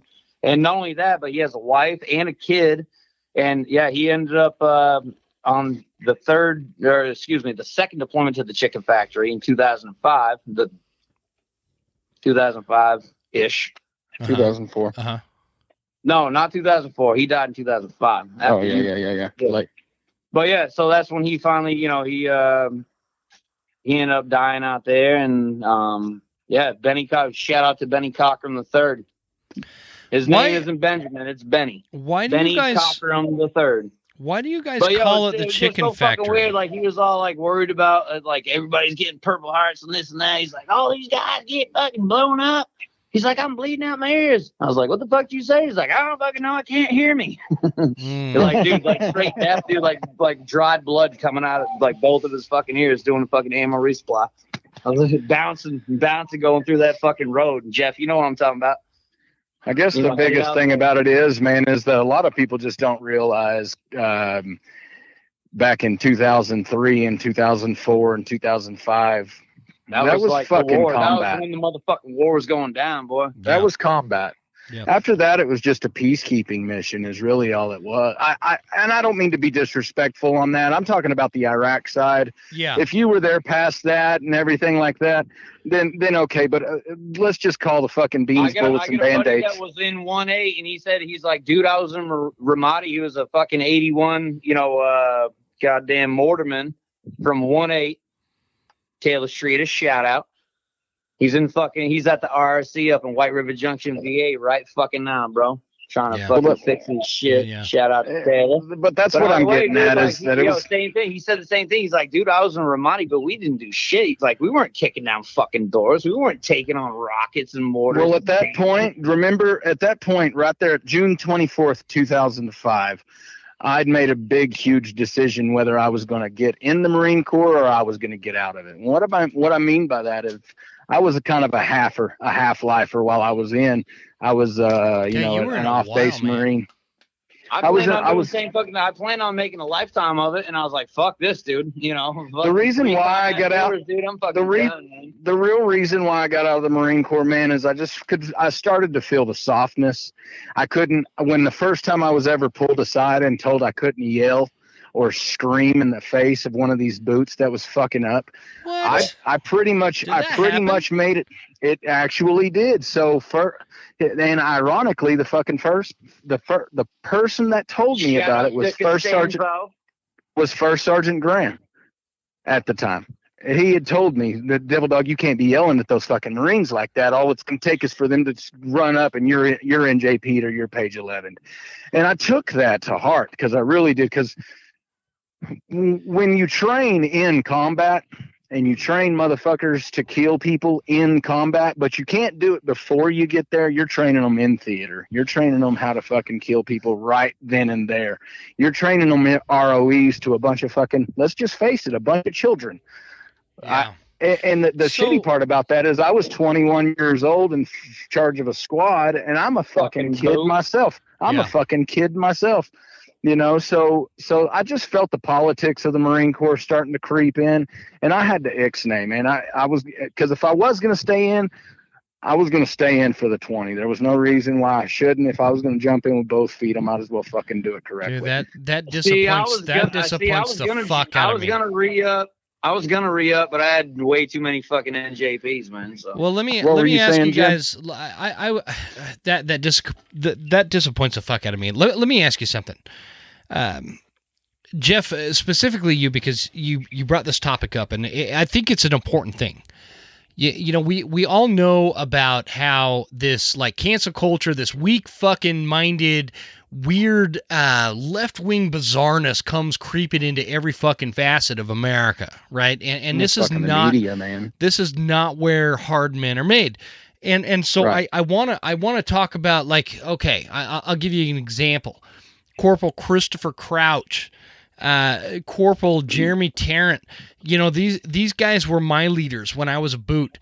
And I remember Crouch. Yeah, and they would carry. You remember these guys, Sergeant Vince.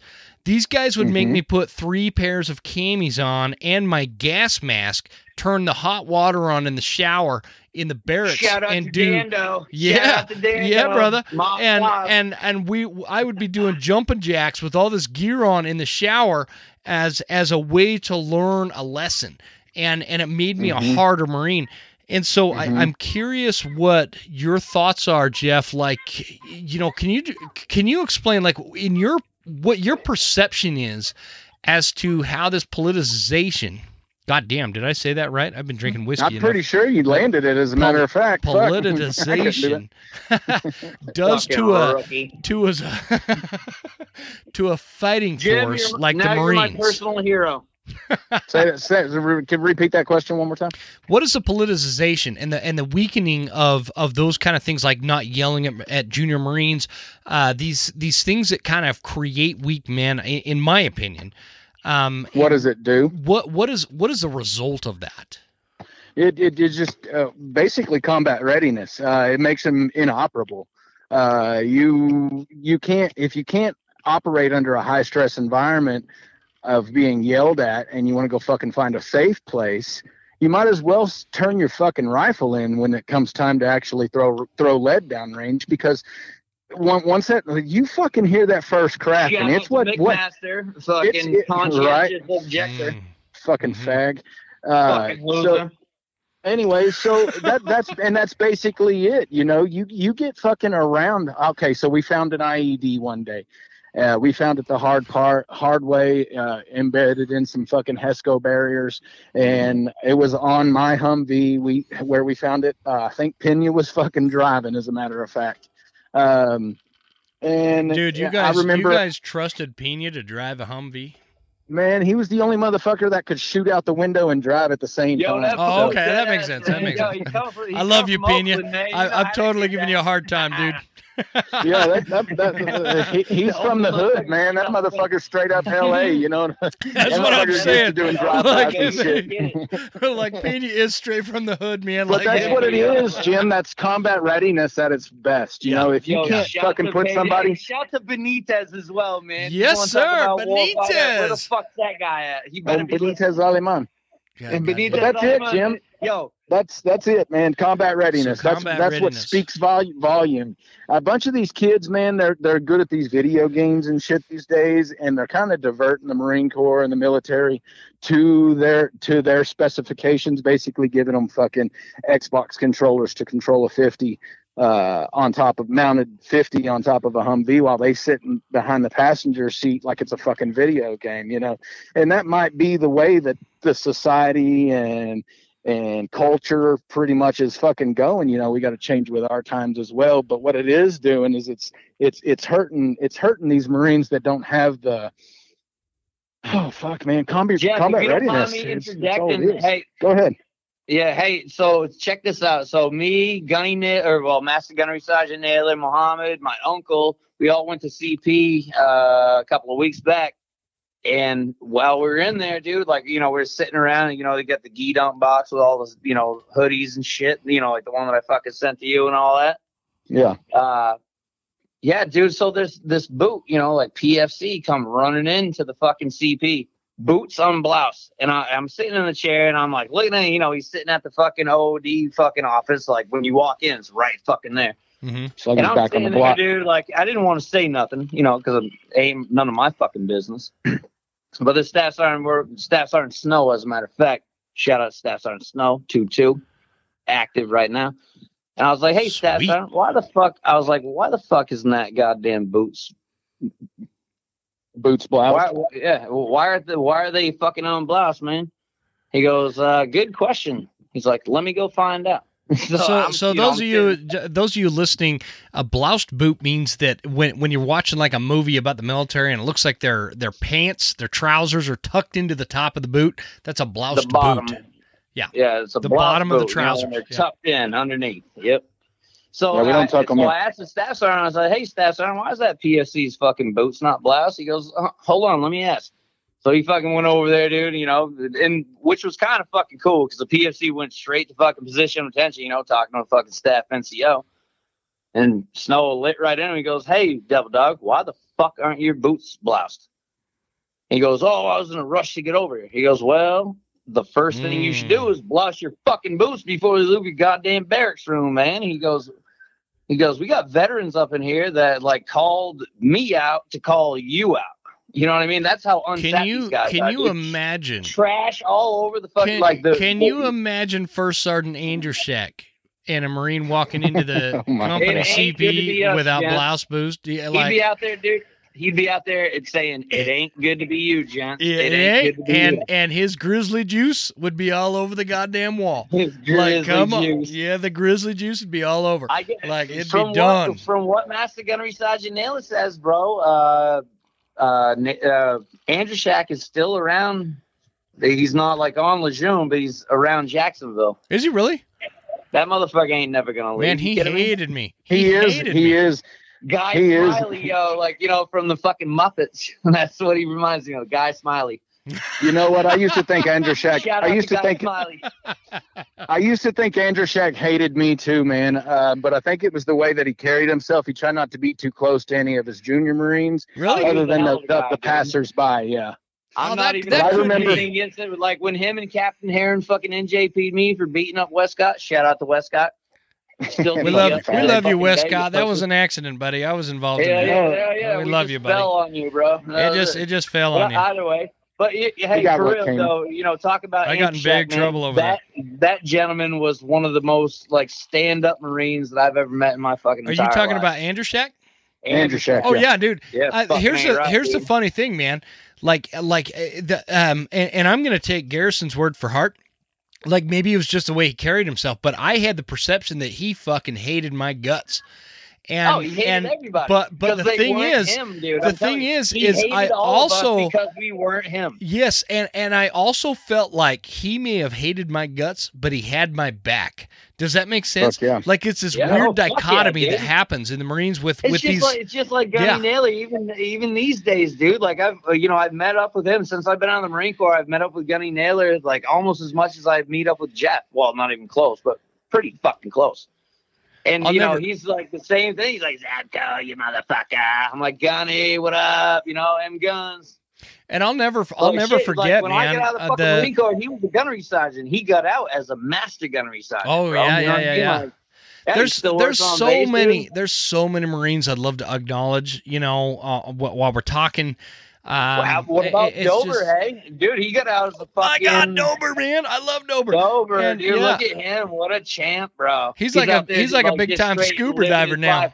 Scuba diving and shit. Yeah, he's all over the place. But, I want to go back to First Sergeant Andershack real quick just because... I don't know. I always think about if for some reason he happens upon this episode, I want him to know that I felt his hatred, but I felt his love at the same time. and I want him to know that he had a magnificent impact on my life that he probably will never know. Senior Marines, dude. Yeah, I just telling you, he did. He was a leader. Jim, I remember one good thing about Andershack. We looked up to you guys, man. Like, maybe not Sheldon Abbott and fucking Jones, but like definitely like the squared away Marines, brother. I got a bunch of pictures. What the hell happened to Jones, man? Remember when he said Roger Wilco across the radio in Iraq? Like, what the hell? Yeah. That dude, he's a doctor. He's a truck driver. He's a duck hunter. Then he was a ninja. He's a porn star. He was a ninja and then a cowboy. Anyway, I don't want to talk shit. But I mean, I'm telling you, he had an identity crisis. He was a cowboy one week. He didn't know who he wanted to be, man. Yeah, exactly. He was a ninja the next week, dressing up and shit. Fuck.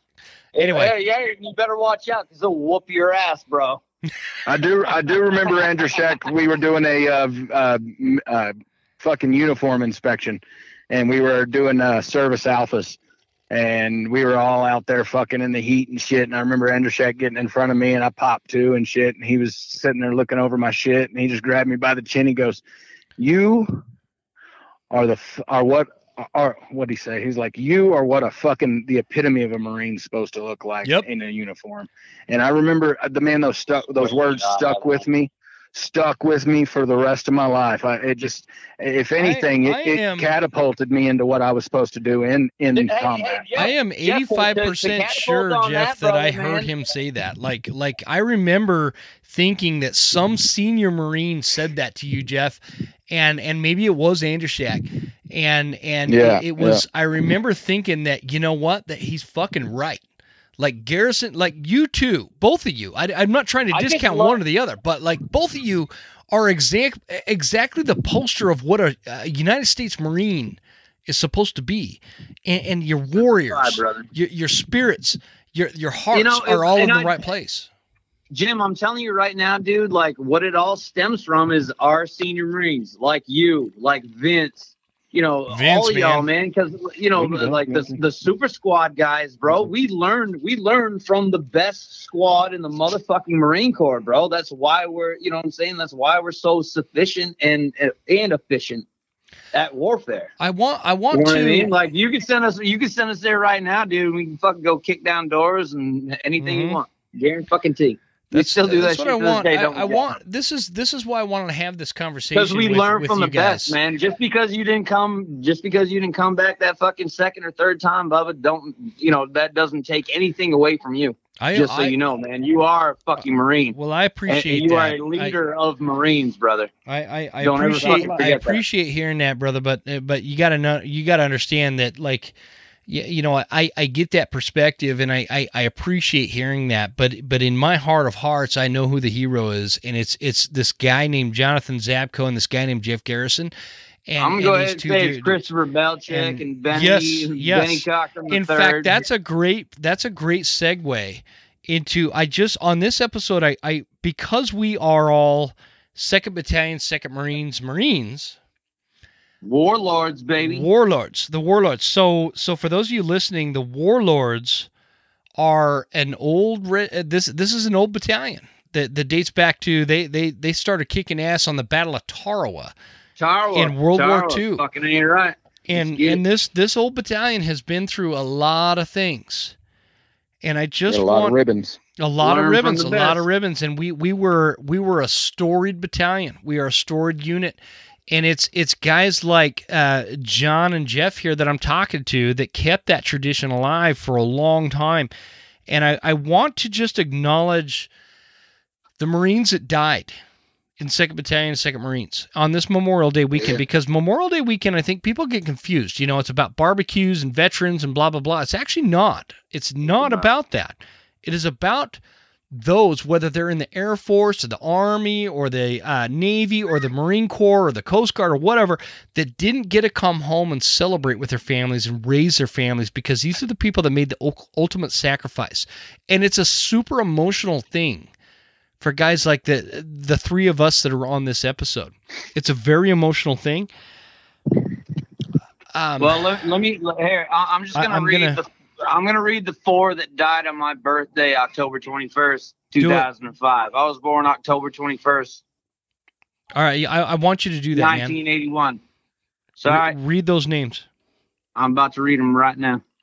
Captain Swisher, October 21st, 2005.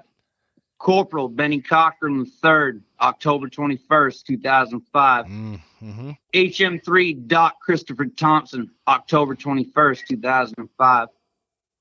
Lance Corporal Kenneth Butler, October 21st, 2005.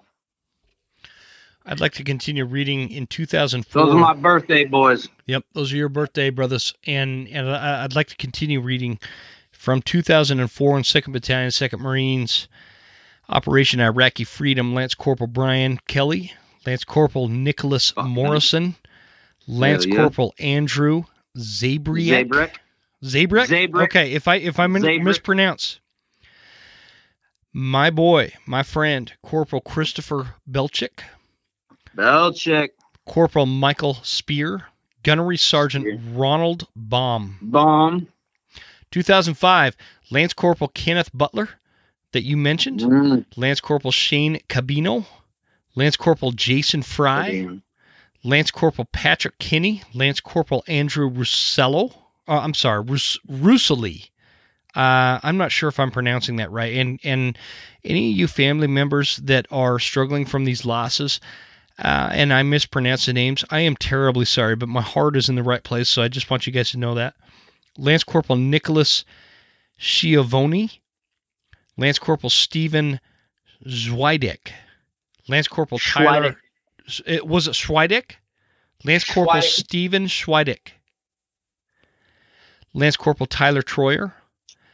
Corporal Nicholas Sharava. I apologize again, that name. Gosh, they couldn't have used Schiavone. Well, that's not how it's spelled. Sharava. Corporal Benny Cockrum. This is one that John just acknowledged. The third. Benny Cockrum the third. HM3 Christopher Thompson. Guys, any of you know that an HM3 is a medical, kind of like an EMT or a paramedic attached to the Marine Corps from the Navy. Corpsman. And they are honorary Marines, in my opinion. They are Marines. Sergeant Michael Hodshire. Staff Sergeant Richard Pummel. Second Lieutenant James Cathy. And Captain Tyler Swisher. Cathy. 2006, Sergeant Sean Miles, and then Operation Enduring Freedom in 2009 from 2nd Battalion, 2nd Marines, Lance Corporal Nicholas Hand, Lance Corporal Jonathon Sharp, Lance Corporal Jonathan A. Taylor. 2010, 2nd Battalion, 2nd Marines, PFC Jason Estepino. I'm not sure if I pronounced that right. Lance Corporal Michael Freeman, Lance Corporal Garrett Gamble, Lance Corporal Adam Peake, Lance Corporal Jacob Ross, Lance Corporal Eric Ward, Gunnery Sergeant Christopher Eckert. So, folks, when you're listening to those names, it's important from my standpoint and from other fellow Marines' standpoint that you may have heard over the last hour and a half or so of this episode that we talk real and we drop F-bombs. Sorry about all the swear words. We say swear words. We say, what some hipster in, downtown Los Angeles might consider politically incorrect or even racist, which you don't understand. I wonder what kind of gum they're chewing on. Jeff, what do you think? Fuck them. Fuck them. Yep. Like what they don't understand. Seriously, that's how we feel. Fuck them, because we're the ones that walk the talk, and we didn't just talk the talk. Especially these two guys that I have on the show, and the folks that didn't come home, those names that I didn't read, and countless others in other units across all branches of the United States military. These are the heroes. These are the heroes that make things possible. When we sit and we bicker about, fuck Brandon or Joe Brand. What do they call him? Whatever the fuck that shit. You can just say fuck Joe Biden. Yeah, fuck Joe Biden. And that's all you gotta say. And all the things that we like to argue about, whose fault it is. Whose fault it is gas prices are high, and whose fault it is that a mass shooting happens, and all these things that we as Americans. Yeah, on the ceiling paint costs fucking $40. Come on. Exactly, and we sit around and we argue about this stuff. We argue about who's the best president, who's the best senator. What's right, Democrat or Republican? Push-ups and all y'all. Let's go. And when you boil all that out, the only reason we have a right to talk about this kind of stuff is because of these freaking names that I just read to you. And the countless others that were not on this specific list. I read the names specific to the unit that I served in, and I am honored to be a part of. But there's so many others out there that did this. The United States of America was founded on a principle of freedom and the principles of strength and endurance and pushing the limits of what mankind ever thought was possible. This is why we have the greatest quality of life on the face of this goddamn planet that people will never understand. Some fucking backstrap right now. You're not kidding, and it's just a thing. This is what we enjoy because of the people that died fighting to make this life. So if you're one of those hipsters sitting in a Starbucks in Seattle complaining about, capitalism or whatever, the reason you have the fucking right to do that is because of those names that I just read. You're welcome. You're welcome. From those hearts to my heart to Jeff and Jon, those hearts, we say you're welcome. Enjoy your freedom. And for anybody that's listening to the podcast while you're eating your hot dogs and your hamburgers and shit, while you're taking a bite, just say one of those names. Just surely you remember at least one of those names that Jim read off. Take your hat off and repeat it. For real, man. You don't even got to fucking repeat it. Just say one of the names, bro, because they fucking fought for what you got. Yep. And that's all it is. For me, guys, I want you two to know, like for me personally, I require no kudos for what I did, because I reinforce what I said earlier. What I did, you are a man among men, dude. No. I'm the fingernail clipping of a larger fingernail. You guys are the fingernail, and it's simply a fact. And I'm okay with that. I've come to terms with that. I've struggled with some of my guilt about getting out of the Marine Corps when I did because of everything that was going on. Sweat it, dude. But that is what it is. And so I just want you guys to know that I have the utmost respect for you. I appreciate the service that you guys have given to our country. Dude, we appreciate you having us on the show. Like, it was kind of like a shot in the dark, like I said. I know, it really was. There was no real planning. I was like, dog, Jim wants us on his fucking show, dude. You want to do it? He's like, I don't know. Hit a nigga up. Let's go. Let's do it, man. Jeff, let me ask you this, man. Do you do any hunting in Texas?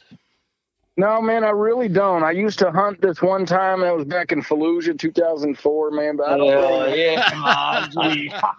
don't really hunt much, man. To tell you the truth. Time you hunted? I get into fish and shit. You know, I don't fish. I just raise them as pets. You know. I wouldn't mind hunting. It would be fun, and I really need to probably get some of that in my life. Yeah. But I have a problem about being around a bunch of fucking people with guns that I don't know in condition one. And just some of that shit just don't sit right with me. I'm with you. If I don't have one that's not condition one, then I ain't fucking with y'all. Let me ask you this. You know what I'm saying. Oh, I totally do. I'm on. Let me tell you something, Jeff. Like I hunt solo most of the time because of exactly what you said. But I don't like to push. The question I have is if I can get you guys up to like Idaho for a bear hunt in the spring or an elk hunt in September or October or something like that. Hell yeah. Would you guys be down? Absolutely. That'd be pretty cool, man. Can I bring my 4570 with me or what?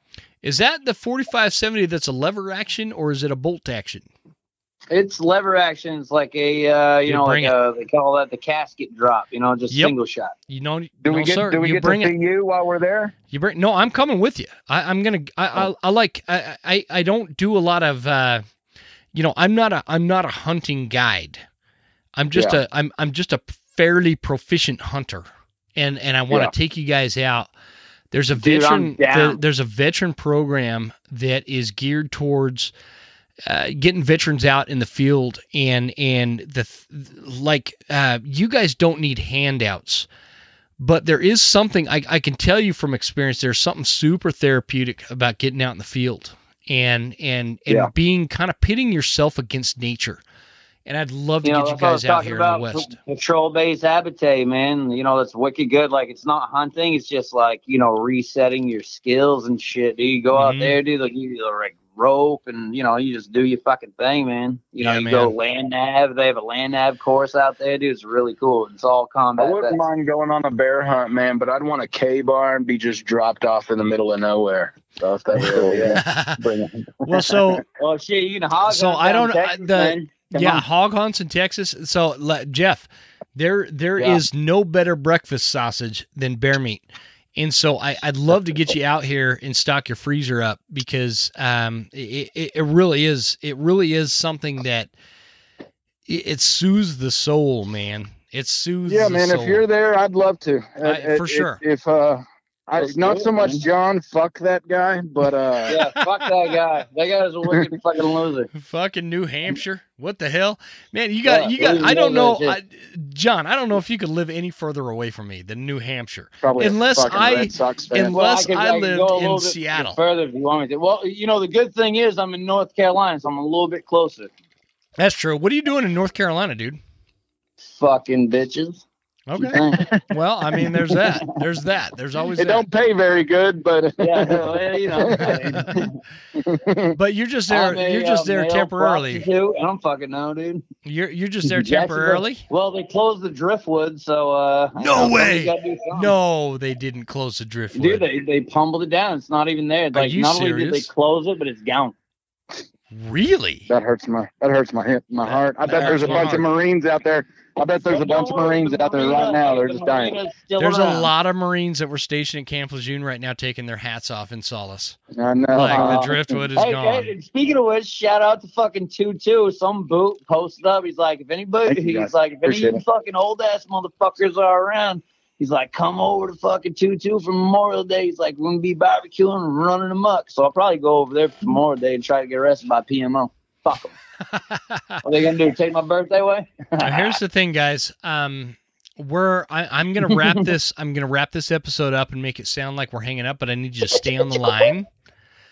But I want you guys to know, like, it has been one of those things in my life as you know, I left the Marines when I did. I was like 4 or 5 months extended past my end of enlistment or whatever, and I would do it again in a heartbeat. And if let's go. Let's say that God came down and he's like, Jim, you got to go to war, man, and you need to pick a few people. You two would be one of the first on my list because I feel so. You guys would keep me alive, and I'd keep you alive, and you'd teach me things that I need to know to help keep us all alive. I'll tell you what, my brother Jeff keeps everybody alive, man. Yeah, he does. I don't doubt it for a second. It's been a pleasure. I've been friends with you on Facebook, but we don't communicate much. You know, yeah. I want to change. I'm always kicked off Facebook. That's why I don't fucking write shit. I know. I know the feeling. You gonna dude. play that? I know the feeling. Blood type Budweiser. Play that shit. No, I don't. I don't have a recording of Blood type Budweiser song. Well, surely you have a fucking guitar and a voice, don't you? God damn, I forgot it. You know, I always forget about that song until Jonathan brings that up. Like, I'll play Blood type, but I wrote that song 20 years ago. My house, dude. So with all my fucking Marine Corps personal effects. I'm gonna play a song called "Memories Will Never Fade," but I can't play it while we're recording. So I hope you guys understand that. You'll have to hear it when the episode is released, which is gonna be like tomorrow. I can't wait to fucking hear my terrible voice. Wow. But I just want you guys to know. A nice fucking long rope. I just wanted you guys to know, like seriously, guys, I fucking love you guys. I haven't talked to you in 15, 16, maybe 17 years. I fucking love you, dude. I really do. Jimmy, I love the fucking fact that I was like, man, I get anybody up on here. You're like, no, man, how about you and Garrison? Yeah, just you guys, man. Like, you guys, cool, there's something about John and Jeff. I was like painting meticulously. Oh, don't paint it, man. What the fuck am I even talk about, dude? John, the one question I have for you, man, is like, do you ever fucking sleep? Like, I get messages from you at 2, 4 a.m., 3 p.m., 8 a.m., 6 and 7 o'clock. Like, I get the most random messages from you. I get 1 hour. Yeah, man. Sorry about that, dude. Yeah, no, it's cool. No, don't be sorry, man. I like getting them. I always notice the time when you send them. 7 is like I wake up at 6, or excuse me, I go to sleep at 6 after I take a piss, and then wake up at 7. And it's on to the fucking next day. I'm just always amazed at the times that I get messages. That's why I get kicked out all the time. That's why Jay Lee kicks me out all the time. All right, guys. Well, I've kept you long enough. I again, from the bottom of my heart, you know, guys. A bunch of ruffians on your show, dude. No. That was the point. That was the point. Jim, I appreciate it, man. I really do. Thank you for having me on the show, man. I look forward to listening to it. More importantly, I look forward to seeing some of the comments and how maybe that someone needed to hear this, get some shit off their shoulders. I think that's the bigger bigger picture about it with me, man. And I really do appreciate y'all thinking about me. I don't look at myself on. Us out, dude. That shit means the fucking world to both of us, man. Especially with this shit coming up, dude. It means everything to me, Jeff. From the bottom of my fucking wretched eye. Yeah, no, Jeff. I feel like you had another little point to make there. I was just basically saying, I fucking don't. You know what? Zabko's interrupted me my whole fucking life, so I just let him fucking But we love him. We love him still, right? I don't fucking know him. You know what I'm saying? Don't make me drop my ass in Texas to get my ass. Basically, that Mason, right? You practice falling down. I'll be there in a minute. Yeah, hell yeah, you goddamn right. You guys, break fall. Let's go. Again, guys, I can't thank you enough coming on my show. I've actually wanted to do this for a long time, and Jim, and you two that are always the ones that pop into my mind. There's some others I'd love to get on the show, and we'll do that maybe in the future or whatever. But for Memorial Day, you guys are the ones that you talk the talk, you walk the walk, and you went there and you did that, and you guys know the ones that didn't come back. And you respect and honor the ones that didn't come back. And this Memorial Weekend, it's you guys that understand the magnitude of what that means to the American citizen that maybe doesn't think about how that plays out in real life. And so it's an important thing to me that people hear from guys like you that are authentic, hardcore American warriors that deserve respect. Warlords, if you will. Warlords, yes, warlords.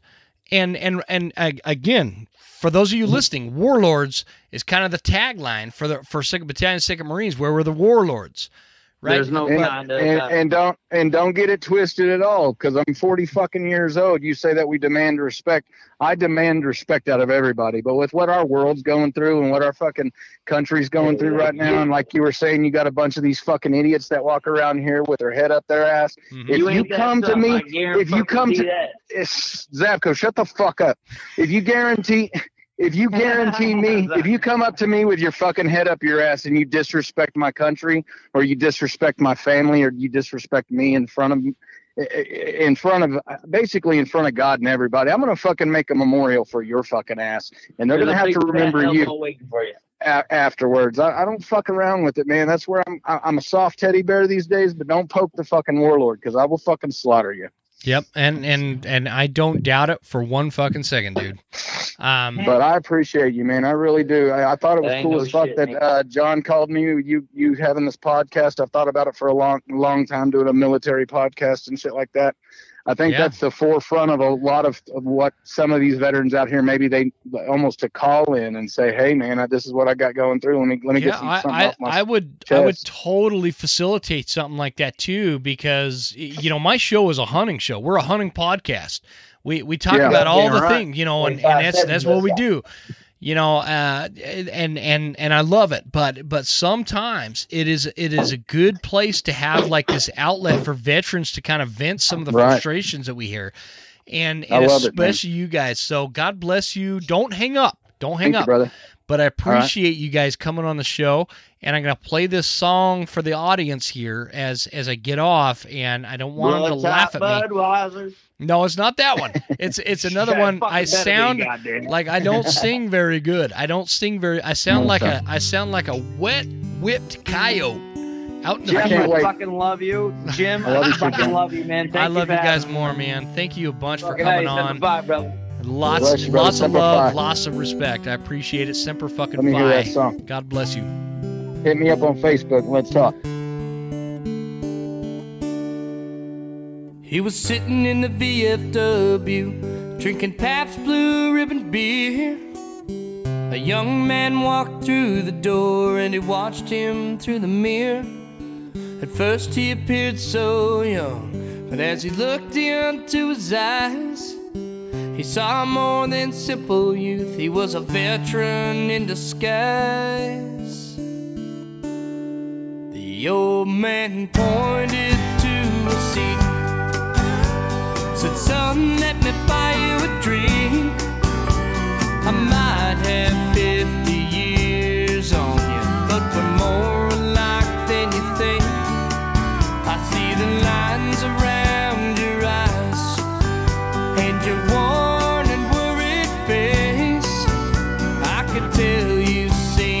great deal more than most the guys your age.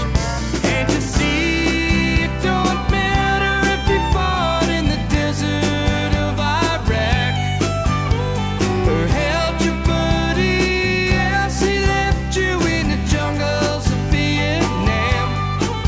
Storm the bloody beaches of Iwo Jima, charged to get his burger frozen. Korea, son, we're all the same. The pain may go away, but the memories will never fade. You see the fellow with the long hair, 2 tours in Vietnam. He's had a rough time since he's been back, but he's doing the best that he can.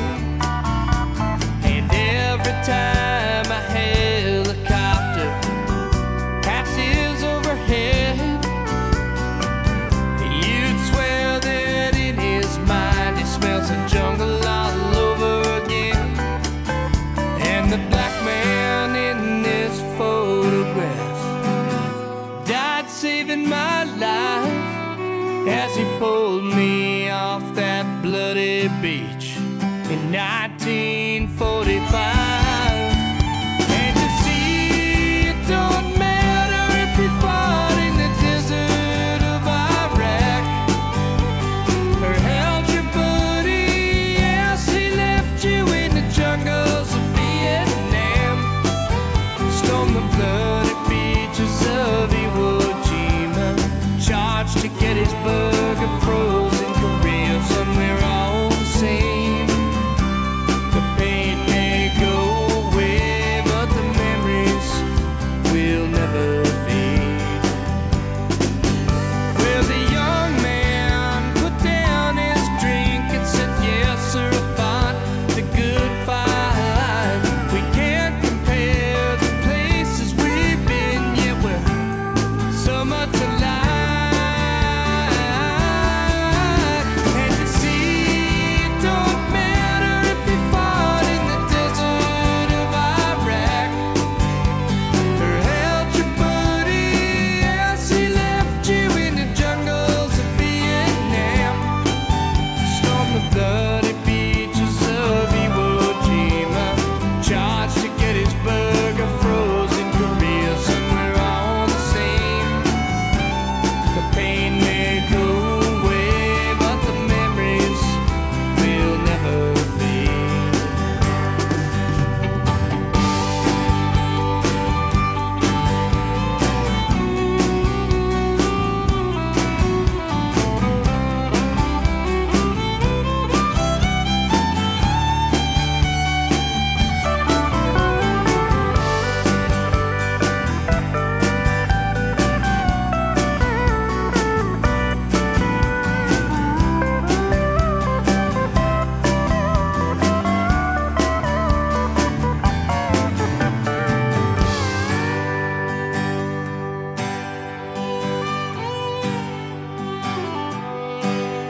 He was sitting in the VFW, drinking Pabst Blue